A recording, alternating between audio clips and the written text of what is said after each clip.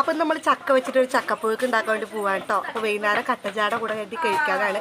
അപ്പം കുഞ്ഞു വീഡിയോയ്ക്ക് പോയാലോ? കുറച്ച് എണ്ണ വറ്റാട്ടോ കയ്യിൽ, അല്ലെങ്കിൽ കയ്യിൽ മുളഞ്ഞ് ഒട്ടിപ്പിടിക്കും. അപ്പോൾ നല്ല എണ്ണ കയ്യിൽ നല്ലോണം പറത്തി കൊടുക്കാം. അപ്പോൾ മുളഞ്ഞ് ഒട്ടില്ല. അങ്ങനെ ആ ചക്ക ചുളയൊക്കെ പറിച്ചിടുക കേട്ടോ. അങ്ങനെ ചക്കയൊക്കെ നേരാക്കി കഴുകി എടുത്തിട്ടുണ്ട് കേട്ടോ. പിന്നെ നമുക്ക് ഇനി വേവിക്കാൻ വയ്ക്കാം. അപ്പോൾ അതിലേക്ക് ഉപ്പും മഞ്ഞപ്പൊടി ഇട്ട് കൊടുത്തിട്ടുണ്ട്. അപ്പോൾ അതാവണ നേരം കൊണ്ട് നമുക്ക് അതിലേക്കുള്ള കൂട്ടോട് റെഡിയാക്കാം കേട്ടോ. അപ്പോൾ ആ തേങ്ങയും ജീരകവും പിന്നെ 2 അല്ലി വെളുത്തുള്ളി പിന്നെ 2 പച്ചമുളകൊക്കെ ഒന്ന് ചതച്ചെടുക്കുന്നുണ്ട് കേട്ടോ.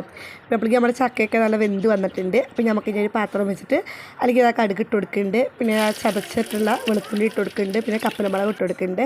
പിന്നെ നമുക്ക് ആ ചക്കയായിരിക്കും കൊട്ടി കേട്ടോ. അപ്പോൾ നല്ലോണം അങ്ങനെ കുത്തി ഉടക്കിയിട്ടുണ്ട് കേട്ടോ ഞാൻ.